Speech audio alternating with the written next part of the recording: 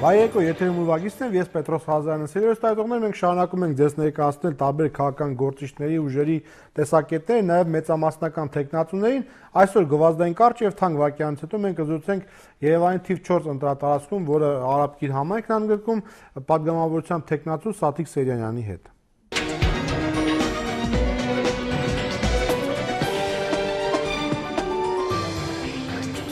Այսպես սիրելի հայրենիքներ, այսօր մենք զրուցել ենք թիվ 4 ընտրատարածքի մեծամասնական կարգով առաջադրված քվեաթերթուկում թիվ 4 համար Սաթիկ Սերյանյանի հետ, Բայեկո Սաթիկ, մոռացածին նաև 4 իշխանության նախկին ներկայացուցիչ Սաթիկ Սերյանյանի հետ, շնորհակալություն։ Ինչու նախկին։ Դու հիմա խմբագիր ես։ Մայիսի 6-ից հետո։ Ոչ, արձակուրդի մեջ եմ։ Արձակուրդի մեջ գտնվող կիսանախկին, հա, ասենց ասեմ։ Եվ այսպես Սաթիկ ավարտվում է ընտրարշավին մնացել է շատ քիչ օրեր։ Ինչպես կգնահատես ընտրարշավը։ Մեծ հաշվով ոչինչ չի փոխվել ընտրությունների տեսանկյունից։ Ես իհարկե տարիներ շարունակ որպես լրագրող, թե հետագայում որպես թերթի խմբագիր լուսաբանողի դիրքերից եմ հանդես եկել։ Սակայն ես հիմա, երբ որ հետևում եմ, շատ ավելի կեղտոտ process-ներ եմ տեսնում, քան կարող էի պատկերացրել եւ իմ մաշկի վրա ինչ եմ զգում։ Բայց արտաքուստ ամեն ինչ հանգիստ է։ Այո, որովհետեւ ընտրակեղծիքները ընտրատեղամասերից դուրս են լինում, տեղի ունենալու եւ արդեն process-ը գործընթացը վաղուց սկսվել է։ Այսինքն ընտրատեղամասերում մենք տեսնելու ենք շատ բարեհամբույր նույնիսկ հարաբերություններ, դիտորդները ոչինչ չեն տեսնելու եւ այլն, որովհետեւ ընտրակեղծիքների մեքենան արդեն աշխատում է, արդեն տեղի են ունենում այդ։ Դրանք անդրադառնանք սովորական ընտրողին, այ դու արաբկիրություն ինչ տվեց այս ընտրարշավը։ Ինչի համար է ընտրարշավը։ Գիտեք ինչ, տեսեք ինչ է կատարվում։ Բնականաբար ամեն մեկը հանդես է գալիս այն բանով, ինչ ինքը ունի, այն կարողություններով, ինչ ինքը ունի, եւ ես այս ընթացքում ակտիվ հանդիպումներ եմ ունենում բնակիչների հետ, ու շատ հաճախ ես բնակարանային նաեւ փակ հանդիպումներ եմ ունենում, որտեղ ինքներդ եք տեսնում, թե իմ հրապարակային հանդիպումներից հետո մարդկանց նկատմամբ ինչ ճնշումներ են լինում, օրինակ Արաբկիրի երկրապահ կառույցի ազատամարտիկները, երբ որ որոշեցին, որ աջակցում են, իմ կողքից են կանգնում, որովհետև տարիներ շարունակ լուսաբանել եմ իրենց խնդիրները, իրենց կողքին եմ եղել, ինչ տեղի ունեցավ կեսգիշերին ամբողջ մի երկրապահ կամավորական միության ղեկավարի հրահանգով բոլորը հայտնվեցին նույնիսկ կնիքը ձեռքին, որ գրասենյակում Արաբկիրի երկրապահ կառույցի, որպեսզի հրաժարական տան, դիմում գրեն դուրս գան եւ այլն ճնշումներ, եւ այնուհետեւ հետեւեց մի հայտարարություն, որ Արաբկիրի երկրապահի կառույցը պաշտպանում է մեկ մարդու պես պաշտպանում է ՍԱՍ-ի արտակի տեխնացությունը։ Շատ ծիծաղելի էր ու հետո տեսնում էի, թե ինչպես են դա հրճվանքով գովազդում, իհարկե դրանից մարդկանց որոշումը հոգու խորքում իհարկե չփոխվեց եւ այս ամեն ինչը շատ ծիծաղելի էր։ Չէ, հասկանում ենք ինչ տեղի ունեցավ։ Նույնիսկ ասենք ՍԱՍ-ի արտակն է իր ոտքով հայտնվում երկրապահների գրասենյակում այդ կեսգիշերին, հա, ինչ որ սկսում է հաթաթաներ տալ։ Շատ ծիծաղել է։ Դե պատկերացրեք շարքային քաղաքացիների նկատմամբ ինչ է սկսվում։ Երեք ես իմ հանդիպումների ընթացքում փոքր քաղաք է ի վերջո, բոլորս մեկս մյուսին ճանաչում ենք։ Ես տեսնում եմ ովքեր են գալիս իշխանության կողմից ներկայացուցիչներ, տարբեր գերատեսչությունների աշխատակիցներ, տեսնում են թե ովքեր են իմ հանդիպումներում ներկա լինում, հետո սկսվում են մշակումներ, պարզաբանումներ, թե ում բարեկամը որտեղ է աշխատում, ում երեխան որ բուհում է սովորում եւ այլն եւ այլն։ Այսինքն արտաքուս դա չեք կարող տեսնել, եթե մենք դրա մասին չխոսենք, բայց ամեն մեկս ներկայանում ենք նրանով այն ինչ ունենք։ Ես ներկայանում եմ իմ օգտվելով լրատվամիջոցների։ Քո վերլուծությունից ասած որ վախի մթնոլորտ է տիրում, գոնե ձեր ընտրատեղամասում։ Այո, վախի մթնոլորտ ամբողջ հանրապետությունով մեկ է տիրում։ Ոչ միայն Արաբկիր համայնքում փառք Աստծո ավելի սոցիալապես ավելի ապահով, քիչ թե շատ իհարկե հատվածներ կան, որ շատ ծանր վիճակում են գտնվում եւ ավելի գիտակից հատված է, ինտելեկտուալ հատված է կենտրոնացած Արաբկիրում, բայց նույնիսկ այդ դեպքում վախի մթնոլորտը շատ նկատելի է։ Մարդկանց սպառնում են աշխատանքից հեռացնել։ Եթե նույնիսկ այդ իշխանական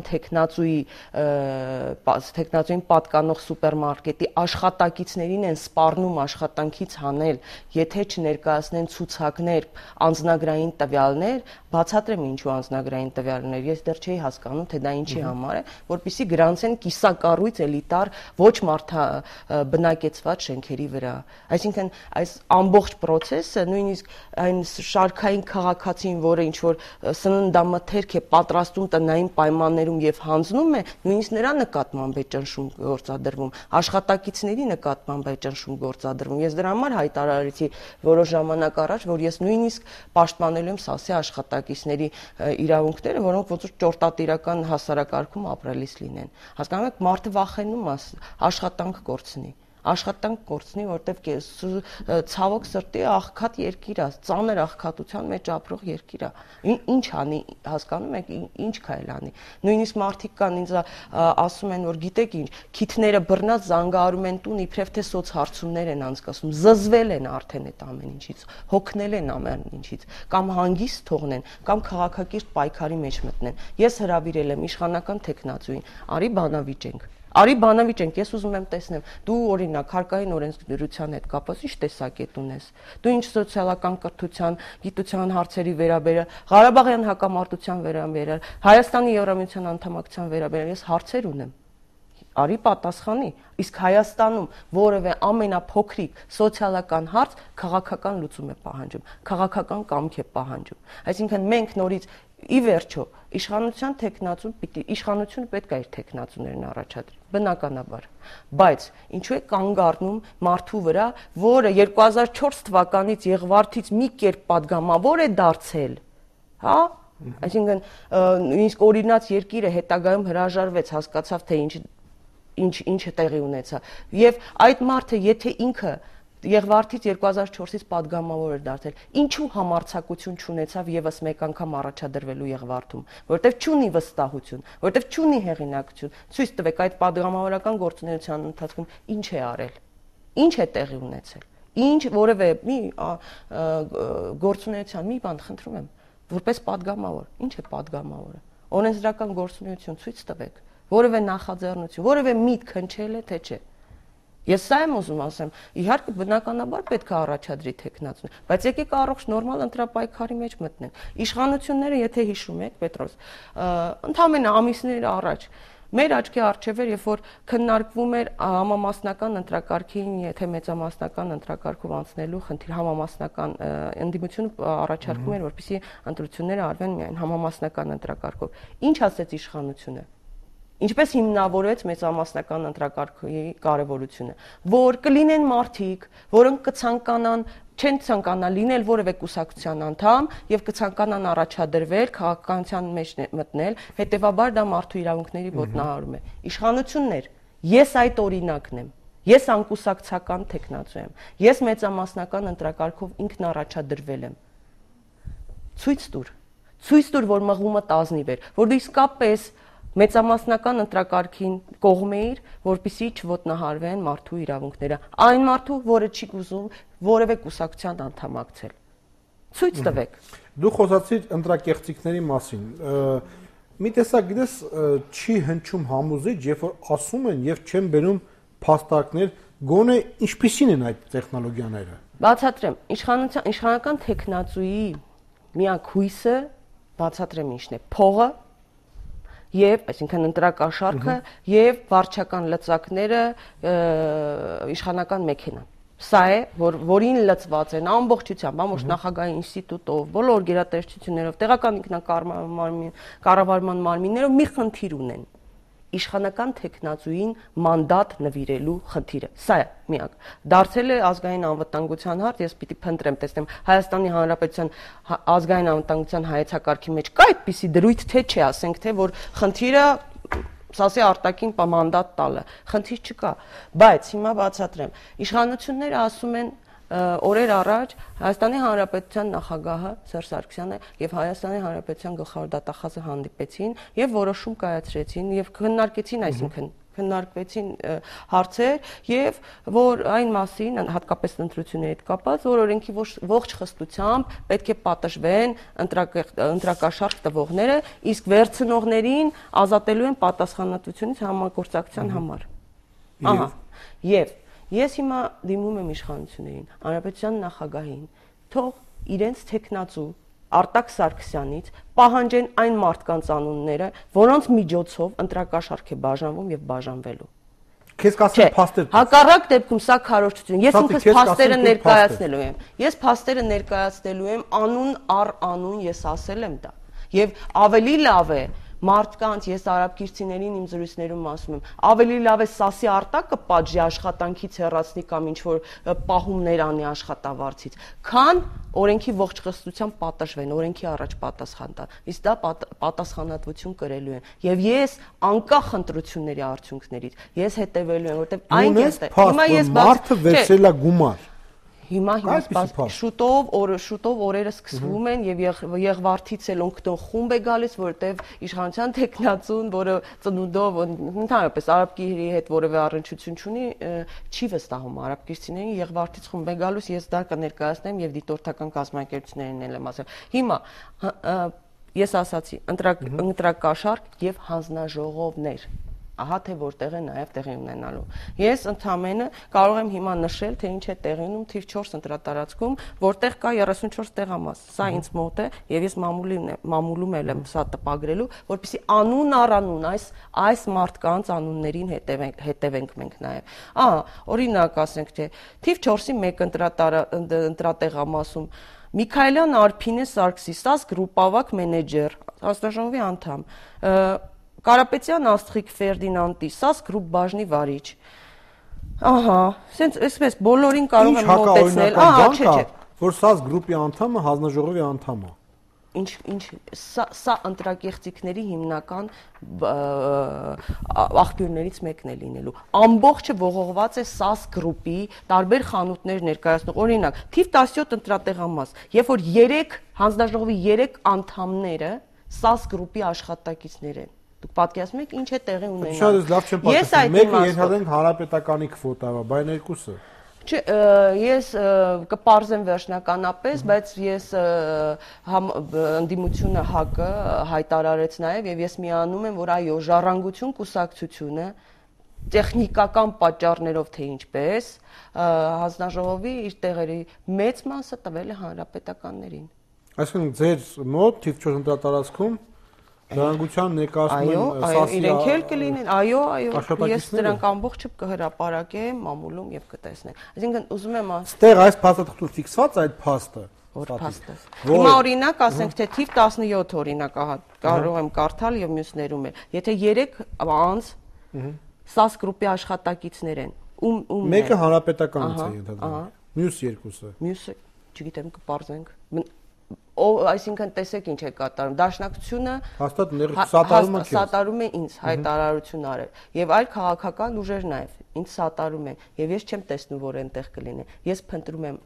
այլ կուսակցությունների շարքերում եւ ես կգտնեմ դրանք եւ ես ասում եմ տեխնիկական որևէ սխալ չի եղել ինչ որ համակարգչային սխալ անընդհատ ինչ որ բան է լինում համակարգչային սխալ չէ այդպես չի լինում եւ ես այս ամեն ինչը ներկայացնում եմ փաստերով ես ասել եմ անուններով եմ հրապարակելու Անուն առ անուն եւ ես այս դեպքում ոչ միայն տեխնացու եմ ոչ միայն քաղաքացի ընտրող եմ զուտ այլ լրագրող եմ եւ ես հետևելու եմ այս ամբողջ գործընթացին սա դրա համար ասում եմ Ես ինքս հարցնեի երկու դիմադի տեխնացուները օգնում են քեզ թե ոչ թե մրցակցության առումով այլ արդար ընտրություններ կազմակերպելու առումով կա ձեր մեջ համագործակցություն Իսկ սկզբանե ես ասել էի որ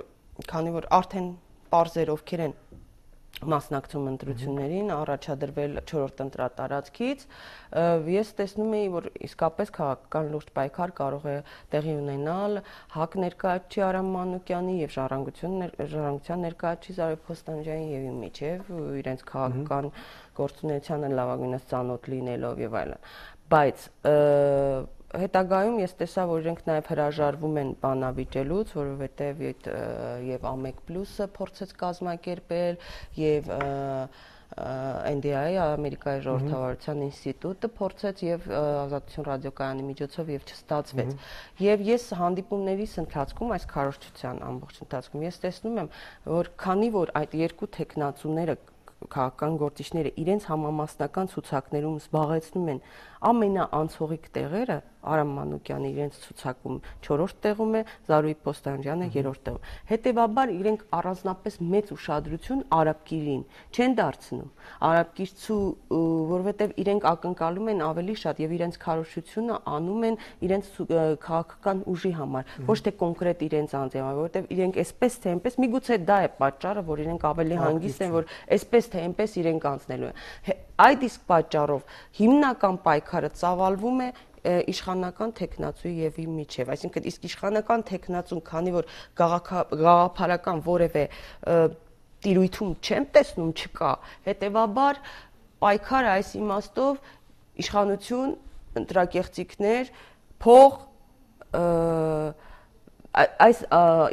ընտրակեղծիքների մեքենա, վարչական ռեսուրսներ սրա դեմ են պայքարում։ Այսինքն ինչ որ իմաստով կարող եմ ասել, որ միայնակ եմ մնացել այս պայքարում, այս ամենի դեմ, որտեվ եթե նկատում եք, ասենք Արամ Մանուկյանը հիմնականում իշխանությունների դեմ, մասնավորապես Սերժ Սարգսյանի դեմ է պայքարում, չնայած եթե ուզում է պայքարել, կարող է նախագահական ընտրություններում հանդես գալ, Զարուհի Պոստանջյան հիմնականում մարզերում ժառանգության քարոզչությամբ է զբաղված, այսինքն ստացվում է, որ մենք ենք պայքարում։ Արտակը Սարգսյան։ Այո։ Բարի, շատ կարևոր խնդիր է ձայները պահպանելը։ Կոնկրետ ընտրատեղամասում։ Քո հետևը չկա կանգնած քաղաքական ուժ։ Ինչպես ես դու քո ձայներին տեր լինելու։ Իմ մեջքին արաբկիրցիներն են կանգնած ու ես դա տեսնում եմ, որ եւ անկախ այդ վախի մթնոլորտից ես տեսնում եմ իրենց աջակցությունը եւ վստահված անձինք ունեմ, որոնք ինձ կաջակցեն այդ ամբողջ ընթացքում, կվերահսկեն ես դիտորդական կազմակերպությունները, միջազգային տարբեր կառույցներ եւ իհարկե բոլոր քաղաքական ուժերին, որոնք չունեն այստեղ արաբկիր թիվ 4 ընտրատարածքում իրենց տեխնացուները, ես ակնկալում եմ իրենց աջակցությունը, որպեսզի հանձնաժողովների իրենց անդամներով ես կարողանամ պահպանել իմ ձայները եւ փոշիացնել։ Եթե դու արձանագրես, որ ընտրությունները կեղծվել են, ինչպեսին կլինի քո արձագանքը, ինչ կանես։ Ինչ պիտի անեմ, ես պիտի շարունակեմ պայքարել, որովհետեւ ես տեսնում եմ մարդիկ այլևս հույս չունեն մի մարդու երազանքը իրականացնելու համար չարժե ոտնահարել մի ամբողջ հասարակություն, չարժե անցնել մի ամբողջ հասարակության վրայով, եթե նրա ցանկությունը միակ երազանքը մանկության եղել է այդ մանդատը, թող տան, չգիտեմ, ցուցակով անցկացնեին կամ եւ այլն, թողեք հանգիստ ընտրություններ լինեն, մարդկանց միջ չրտել, մարդիկ առանց այն էլ հուսալքված են, մենք խոսում ենք արտագաղթ եւ այլն, նման բաներից հետո, երբ որ մարդը, որի համար պետք է որ ամենաբարձրագույն արժեք լիներ ընտրության իրավունքը, այսօր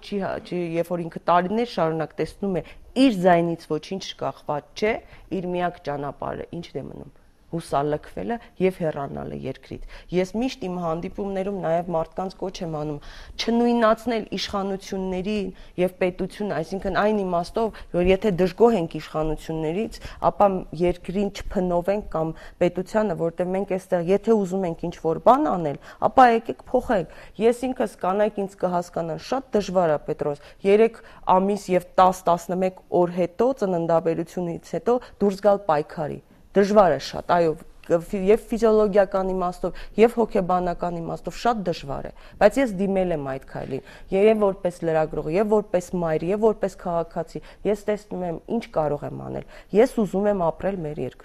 մեր երկրում եւ ես կարող եմ անել սա, ես ուրեմն այս քայլով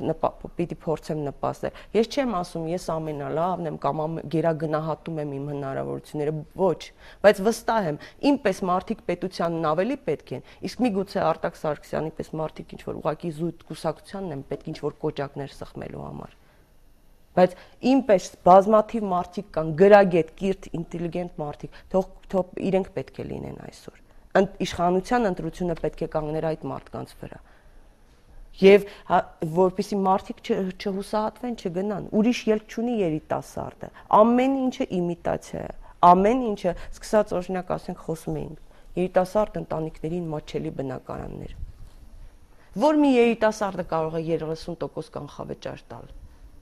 Որ մի երիտասարդ, ինչպիսի պայմաններ ենք տալիս մարդուն, երիտասարդին, չի կարողանում։ Այսինքն նպատակը որն էր, սուտ էր, ձև էր այդ ամեն ինչ։ Դրա նպատակն այն էր, որպեսզի էլիտար շենքերում բնակարանները վաճառվեն, քանի հոգի օգտվեց այդ հնարավորություններից, քանի հոգի տեսնենք, սոցիալական փաթեթները նայենք, աշխատավարձ նայենք, խոսում են, բայց եկեք բանավիճենք։ Լավ, ավելի լավ պայքարի ձև չկա, եկեք տեսնենք։ Մարդիկ հուսահատված են։ Այն թվերը, որ ներկայացվում է արտագաղթի մասին, 100,000, շատ ծիծաղելի է։ Շատ ծիծաղելի է, ես ամեն օր տեսնում եմ ու գնում են արդեն ճարահատյալ։ Սոցիալապես անապահով մարդիկ համաձայն են, կապ չունի գնացքը որ ուղղությամբ կգնա։ Որ ուղղությամբ կգնա։ Մեր լրագրողը, ես ասում եմ, կապվել էր եւ հերթ էր գոյացել այդ հայրենակիցներ ծրագրով, ասել էին 3 ամիս հետո զանգարեք, որտեվ հերթը շատ մեծ է։ Իսկ սոցիալապես ապահոված, կիրթ զանգվածը այլևս գնում է, որտեվ տեսնում է դարձյալ ովքեր են իշխում, ովքեր են հաջողության հասնում մեր երկրում, նրանք, որոնք չունեն տարրական գիտելիքներ։ Սա քո ուղերձն էր արաբկիրցիներին, թե ավելացնելու բան։ Չէ, ես արաբկիրցիներին մի բան եմ ուզում, ուղղակի այս ընթացքում բառերը ոչինչ չեն կարող անել, ցավոք սրտի, բայց մյուս կողմից հաղորդակցվելուց միակ միջոցը բառն է։ Բայց եւ իմ մասնագիտությունը առավել եւս թույլ չի տալիս բառեր անիմաստ, այսպես շպրտել եւ պատասխանատվություն չկրել։ Ես ուղղակի ուզում եմ, որ հույս ունենան, որ ու հասկանան, որ յուրաքանչյուրիցս շատ բան է կախված։ Ուղղակի մի պահ, երբ որ իրենք քվեախցիկում են լինում, հասկանան, որ իրենք շատ ուժեղ են, որ իրենց որոշումից շատ բան է կախված, որ իշխանությունները որևէ բան չեն կարող անել, սուտ են ասում մարդկանց, երբ որ ասում են, որ հետևելու են, թե ով ինչպիսի ում ընտրեց, սուտ են ասում այդ գրիչների մասին, չիպերով, չգիտեմ, տեսախցիկներով եւ այլն, սուտ են, մարդիկ թող չհավատան, մարդիկ հասկանան, որ 5,000 դրամը ընդամենը իշխանական տեխնացուի խանութում վաճառող 250 հատ միանգամյա օգտագործման ափսեի գինն է։ Իրենք պատրաստ են 5 տարով դաշինք կնքել այդպիսի մարդու հետ։ Ում ուզում են ընտրեն, ես ամենայն պատասխանատվությամբ եմ ասում, թող իրենց խղճի առաջ ազնիվ իրեն։ Իրենք 5 տարով պատրաստ են 5,000 դրամով վաճառել, այսինքն վաղը չենք կարող մեղադրել։ Վաղը ես քայլ եմ արել, ես չեմ կարող ինձ մեղադրել, ասել ես քայլ չարեցի։ Ես արեցի ինչ հնարավոր է։ Մարդիկ պիտի հասկանան, յուրաքանչյուրիցս շատ բան է կախված։ Շատ ամենալավագույն միջոցը ընտրակեղծիքների դեմ պայքարելու մասնակցությունն է։ Մասնակցությունը տեսնեմ ինչ պիտի անի իշխանական տեխնացուի փողը եւ ինչ պիտի անի իշխանական տեխնացուի համար գործադրվող բոլոր լծակները։